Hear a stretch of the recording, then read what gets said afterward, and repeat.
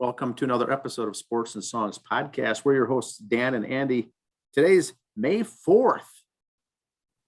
May the 4th be with you. Star Andy. Wars days, as they say. Yes, May 4th, 2022. We're in season 3, episode number 24, and this segment is the music segment, the songs, as we call it. So we'll have an album review.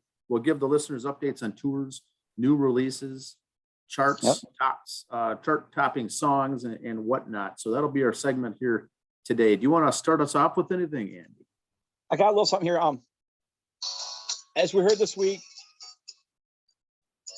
Naomi Judd passed away this week. A little Judd's music there. Don't tell me I'm not versatile. Very versatile. I think everybody knows the Judds. You may not be a fan, but we all know who they were. I'm not going to get into the whole life history of Naomi Judd. We all saw it over the last week. I'm not going to bore you with that. If you want to get bored with it, I've posted on our social media stuff. The only thing I want to say here is with Naomi Judd, or some people call her Mama Judd, and Mother's Day coming up this weekend, all I'm going to say is Naomi Judd, they say, lost her battle with mental illness. All I got to say is in Minnesota, mhs.dbt.com. Phone number 952-835-2002. Nationwide, sharethestruggle.org. If you are feeling anywhere near what Naomi was feeling, those are your two outlets to go to instead. Mental Health Systems Minnesota, mhs.dbt.com. Phone number 952-835-2002. Or sharethestruggle.org is a national website. So there's that. On our blog page, there's a section called Posts. You can now catch all your concert information there. We will update that as a month-by-month basis. I put the stuff up for May already. If other shows I find out are added in May, I will update the May page as time goes on. So always keep checking that. I won't get too far out because times do change, bands do change schedules and stuff. So I won't get too excited. I'll probably put June stuff out like the last week of May. So I won't get too far ahead on that. So there's that information as far as concerts. I'll tell you right now, Target Center and XL had almost nothing. Medina had almost nothing. So stuff might pop up. I know Medina, check their website. They kind of do a Thursday in the park type concerts, free concerts every now and then coming up. Just keep an eye for those. Have we heard anything about that Lita Ford, Jack Russell show last Saturday at the Medina, last Friday night? I did not see anything in the police reports, so I take that as a good thing. Lita did respect the restraining order and did not come over to the house. Nice, well played. I respect, so she's doing well there. So everything else, as far as I know, was good. I mean, again, no bad reports, so it must be all good. Medina is a great place for a show. But I think a lot of these places aren't having it because you're seeing a lot of summer festivals. A lot of bands are playing county fairs now or summer festivals instead. I just saw the schedule released for Ribfest here in Watertown coming up in July. You can see that on our Facebook page and on Ribfest for that. So things like that, I think more bands are going to that instead of, and no offense to Medina, in the summer, not playing the indoor clubs. They're going outside, bigger groups, bigger venues, stuff like that. Yeah, if the date would have worked, I would have gone to that. If they come back, those two would be awesome. I'd certainly like to go see that combo. Well, in November is when the restraining order ends with Lita, so I got to wait till close to the end of the year to go. So, oh yeah, you got to play it safe. I just don't want to mess with that, So if they come after November, we should be good. Well, that's very nice. Very nice. Yeah. Okay, well, good. We'll keep an eye on that then. Yeah. What do you got for album, sir? Yes, the album of the week. Here we go. The album is not a debut from a band called Styx. The album is their 11th album. Kilroy was here. Now, listeners here, I've got the album cover up. Kilroy was here. This is their 11th album by the band Styx. Released February 22nd, 1983. It's a concept album and a rock opera. Now, Andy, we've talked about this before. I'm not a big fan of the rock opera. Not very big fan of the concept. There's some good ones out there. But this is interesting in itself. especially dealing with what we're dealing with here today in the real world going on right before our very eyes. But here it is. Yeah. It's a rock opera about where rock music is outlawed. And it is also named after the World War II famous graffiti tag Kilroy Was Here. It was the final album of original material to be released by the classic lineup. The album spawned 2 hit singles, the synth pop Mr. Roboto, which later became one of their signature songs, and the power ballad Don't Let It End. I'm sure all the listeners out there have obviously heard those 2 songs. They came out in 1983. They peaked at number 3 for Roboto, Don't Let It End, peaked at number 6. The hard rocking song Heavy Metal Poisoning begins with the backmasked Latin words Annuit Ceptis Novotus Ordo Secularum. Translated from Latin, these words mean they have favored our undertakings and a new order of the ages. Essentially translates into a new world order. So those two mottos are taken from the Great Seal of the United States on the reverse side of the United States $1 bill. And very interesting how they were calling out some of these things that we're dealing with today. The album was certified platinum. Now, the band created the album Kilroy Was Here partly to mockingly respond to Christian groups and other anti-rock music activists. This was 82, 83. And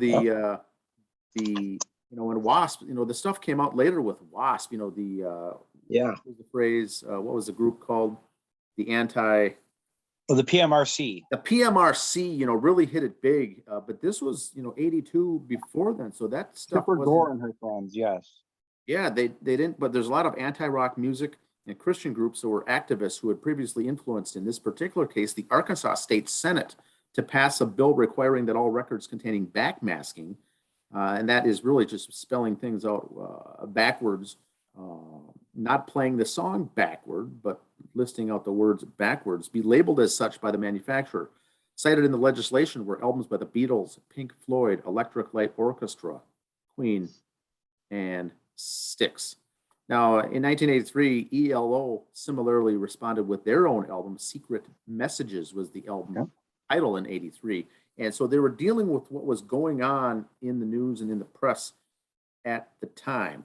Now, here's where it gets interesting. The album's somewhat rock operatic story tells of a future where a fascist and theocratic government have outlawed rock music. The story's protagonist, name is Robert Orrin Charles Kilroy, played by DeYoung, is a former rock star who was imprisoned by the leader and escapes using a disguise, according to the album's famous song, Mr. Roboto. When he becomes aware that a young musician, played by Tommy Shaw, Jonathan Chance, is on a mission to bring back rock music. Now, the charts, it sold pretty good, but what this album did was it broke the streak of multi-platinum albums for the band Styx. It only went single platinum. It also ushered in a more keyboard-oriented theatrical direction. In an interview with the Chicago Tribune, James Young talked about the creative differences in the band and what led to their breakup. Dennis DeYoung wanted to do these soft, intimate love ballads. And that was against the grain for me and Tommy Shaw, so our differences got magnified because Dennis was insisting on going outside the boundaries we lived with. He's an assertive and strongly opinionated guy. Despite the album's financial and chart success, after the Kilroy tour, the songs were not performed live by the band Styx, who later fired Dennis DeYoung in 1999. So I think it was Mr. Roboto appeared on May 30th, 2018, when they performed it in full in the encore set. Dennis DeYoung does perform the songs Mr. Roboto and Don't Let It End regularly during his solo tours. And the James Young group performed Heavy Metal Poisoning and Double Life as well on their tour in 1993. Here's the songs. Song 1, Mr. Roboto. And so Dennis DeYoung and Tommy Shaw here trade off on the vocals. DeYoung does 3, Shaw does 3, and then they split up on on one song they each share, and then on two other songs is James Young or JY. Song 1, Mr. Roboto. Song 2 is Cold War. Song 3 is the love ballad, Don't Let It End. Song 4 is High Time. Song 5 is Heavy Metal Poisoning. That song has really pushed, the lyrics talk about how heavy metal poisons the mind. You know, they're doing it in a mocking way, but you don't want to get heavy metal poisoning if you listen to rock music. Song 6, Just Get Through This Night. Song 7 is Double Life. Song 8 is Haven't We Been Here Before. Song 9 is a reprise to Don't Let It End. Here's the Styx personnel. Dennis DeYoung. A lot of this was, like we said, it's his undertaking. This was his project that he wanted to do. He does vocals and keyboards. James J.Y. Young is vocals and electric guitar. Tommy Shaw vocals, electric guitar. Like I said, the three of them really split the vocals on these 9 songs. And then on bass is Chuck Penozzo and John Penozzo on drums. So that is, Kilroy Was Here. You know, as a kid, when this first came out, you know, I think we all heard the song Mr. Roboto. It kind of became popular. It kind of became famous. Didn't know what it was. I didn't buy the album. Of course, I heard the song Don't Let It End later on, heavily played at high school slow dance songs. Back in high school, you always heard that. Very, very much so. But I did not know, Andy. I did not know that this was a rock opera. I did not know it was a concept album. I did not know all of the details behind this, how they were getting back and, you know, pushing this story of what they were dealing with in real life, and also criticizing those people against it. You know, so it's really an eye opener for me doing this review here. The songs released was for the singles, Mr. Roboto, February 1983. So if you remember where you were back then, you know, that song was huge. And then Don't Let It End was April 1983. And then in August of 83 was High Time. So those are the 3 songs. Now, Dennis DeYoung, by the way, is a big White Sox fan. And we don't hold that against him. He's a big White Sox fan. In fact, he is a personal close friend of Tony La Russa. So wanted to bring some sports into the episode here, but that's what I've got for the album. Andy, what else do you have on Styx? Well, first of all, 1983. Unlike you, I'm the baby in the family. I'm not the senior member like you are with your brothers. I'm the baby, so I had an older brother. This was in his wheelhouse, so I knew the rock opera setting and everything else. That was really? Okay. Yeah. So I got the whole Kilroy Was Here thing. I understood all that. I thought it was kind of cool because, you know, the videos and stuff you saw at the time. Oh, look, that's kind of neat. That was kind of a breakout video concert setting. I enjoyed the album. Again, never bought it. I enjoyed it. It's kind of funny you say that, because for fans of the show know, if they go back in their history, you say how Tommy Shaw in this one didn't like the ballads all the time. Yet he co-wrote High Enough with Damn Yankees, and that was their only #1 song. So just saying, you know, it's kind of like Paul McCartney did that song, Crazy Little Love, or Love Songs, Funny Little Love Songs, because John Lennon ripped on him for one of his right love songs. Paul made his career of it. But speaking of Styx, going to open a segment called In Other Bands. I mentioned once to talk about Tommy Shaw. Tommy Shaw, I'm a fan of Tommy Shaw. He did some solo albums. Like I said, he joined Styx after they had their first few albums. He came on in '76 with Styx. Left right after the Kilroy Was Here album. He went on his first solo album. Some people might remember 1984, Girls with Guns was his solo album. That one made it up to #6 in the charts, on the US main charts, Girls with Guns, the song. Lily School and Free Free were his other 2 releases, but they never charted. Then he had another album, What If, after that, and Romeo's Theme, What If, charted at #18 the next year. But Tommy Shaw did that. He did rejoin Styx back in '99 and has been with them off and on since. In fact, Styx in 2021 has a new album called Crash of the Clown. So they're still around popping out new stuff. I know Tommy Shaw's them. I don't know if Dennis DeYoung's singing again. I don't think so, but what albums he was in between. Tommy Shaw did some live stuff, a couple live albums. He did his solo stuff. In 1990 and 92, he did a couple Damn Yankees albums with Jack Blades, who I have a man crush on, and Ted Nugent, who we're all fans of here at the show. Then also his drummer from his solo stuff, from Tommy's solo stuff, was also the drummer for Damn Yankees, so he was familiar with him there. They did their two. And then Shaw Blades had a couple solo albums. They did, or a couple solo. Two guys together now, solo. Shaw Blades had a couple albums they did together. So Tommy's been relevant in music since 76 through 21. He's been pumping out stuff left and right all the time. And you think, well, geez, that's great. He's been in some other bands. Happy for him. He's also written some other songs for other people. And here's some that some of you may go, oh, that's kind of cool. I mean, you hear the songs, you go, yeah, I can hear a Tommy Shaw on that. Tommy Shaw and Jack Blades. I'm sorry. Yeah, Tommy Shaw and Jack Blades, along with Vince Neil, wrote "You're Invited, But Your Friend Can't Come," Vince's solo song. And they also did a couple of songs on their Sister of Pain and some other songs. So they wrote with Vince Neil on his solo album. So that was pretty neat there. He's also done a couple songs for an Ozzy Osbourne that had 2002 re-release bonus track. Ozzy Osbourne with Tommy Shaw and Jack Blades. Whole World's Fallen Down album had that song on there. So he wrote with Ozzy Osbourne. I can see Tommy Shaw writing with Ozzy. That's pretty cool. He also wrote some songs with Cher on some of her European releases on some EPs there. So it's kind of neat to see that he's open to genre. He didn't just write for anybody who cut him a check. You know, he wrote good songs. Here's a piece of junk song. No, he wrote songs. But like I said, the High Enough song, he wrote that with Damn Yankees. That went to #1. He was been in high school bands since he was 14.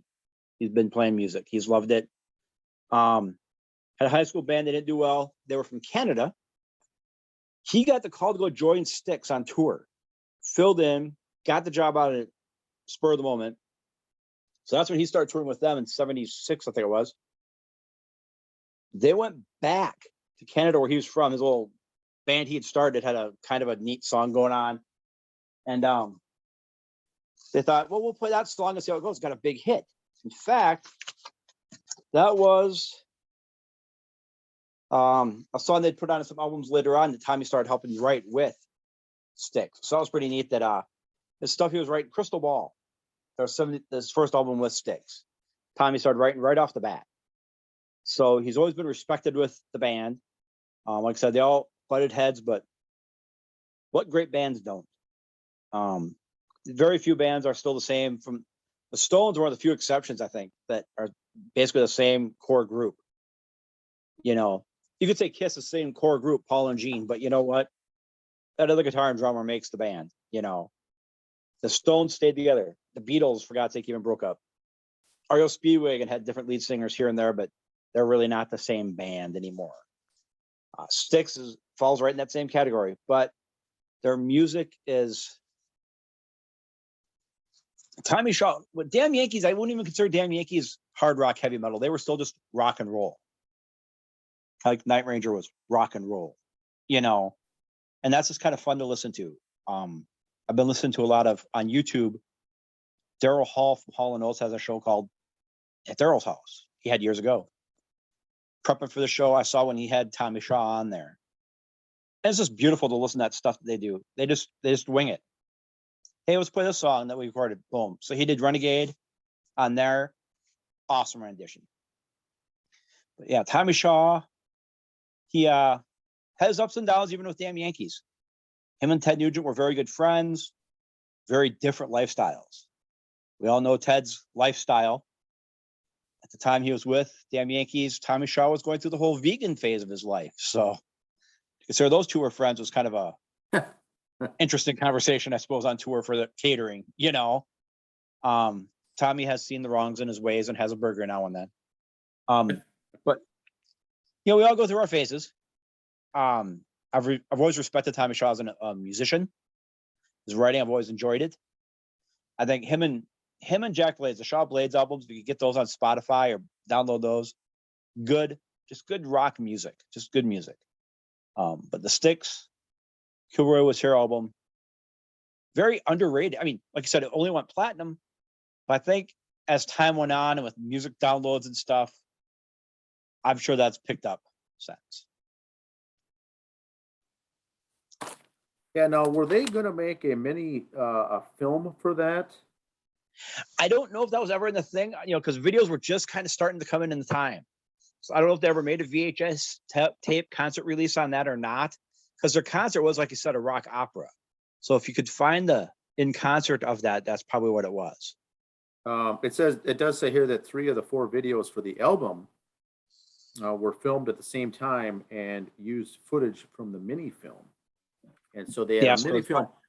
It's kind of like that, the Wasp Crimson Idol yeah, rock opera. They had a film that's now is released, not as a film, but it's out there. Yeah. You can actually see it. But it must have been something like this. And the front part of their tour for Kilroy Was Here was small arenas, small Yeah. intimate arenas. And then the second half of their tour, they were in big stadiums. But this concert set they wanted to go with didn't work in these smaller arenas, and they lost a lot of money on the front end of that tour because Right. Dennis DeYoung had all these big plans of what he wanted to do, but they couldn't. It was not fitting correctly or consistently Yeah. in the small arenas versus the big arenas, and that also got the bandmates upset. There was all this resentment, but interesting concept, whatever it was. Yeah. But that was a good album. It was a little ahead of its time, a little maybe, but it was still a very good album. Alrighty, that's all I've got for that. Anything else on our episode for today? A couple things. Spinal Tap drummer Rick Parnell passed away at the age of 70. I saw that just today, right? Yeah, he just passed away recently. So, Spinal Tap has lost the drummer. This is Spinal Tap is a very funny movie. One of the few Rob Reiner movies I enjoy. This was before Rob Reiner thought he was, Superman of directing and can get away with whatever he wants. One of the funny things about it is one of the main characters in Spinal Tap is Lenny from Lenny and Squiggy on the Laverne and Shirley show. Oh, yes. Yeah, Lenny. Yeah. Michael Keaton. So it's very funny there. But so he's passed away. I did hear today, like I said, Ribfest coming up here in Watertown. More information on that coming later. I just saw also in September, Mrs. Boyer here got very excited to see the Bellamy brothers are coming to town, and Medina coming up in September. Okay. So look for that. But besides that, sir, music wise, that's what we got going. Lots of new albums coming out. We'll keep popping that on the social media pages, on the blog page, and also on our regular Facebook page. You pop and check on those every now and then. Please give a like, share, and subscribe on those to know. You don't have to make it one of your favorites so it pops up right away. I'd appreciate it if you did, but just give the page a like so you see it more often on Facebook. We're always got record charts on there, new releases, new video releases. A lot of I hate the term super groups, but I know like Michael Sweet and Perry Richardson from Stryper have started another band. They got some albums coming out that sound pretty cool. So some of these other guys are kind of getting together with their buddies and going, hey, we recorded for 20 years. Let's make an album. Sure. And it just sounds awesome. So a lot of one-off albums, but they're still fun to listen to. It's good. It's just good rock and roll music. Yeah, that band that Taylor Hawkins was working on as well. With, Yeah. Was it Dave Navarro?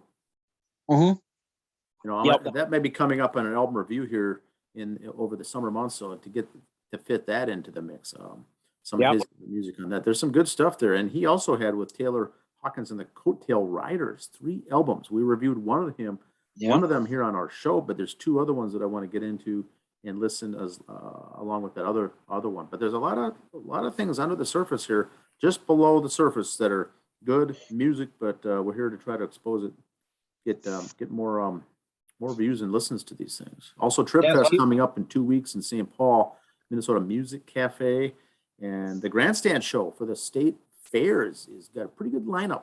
They got some decent shows on there. Yeah, we talked about that a couple weeks ago. We'll be popping those up. I know I saw State Fair's doing like a 2-for-1 special with the REO Speedwagon concert and Styx concert coming up on that one. So go to the State Fair website and look into that.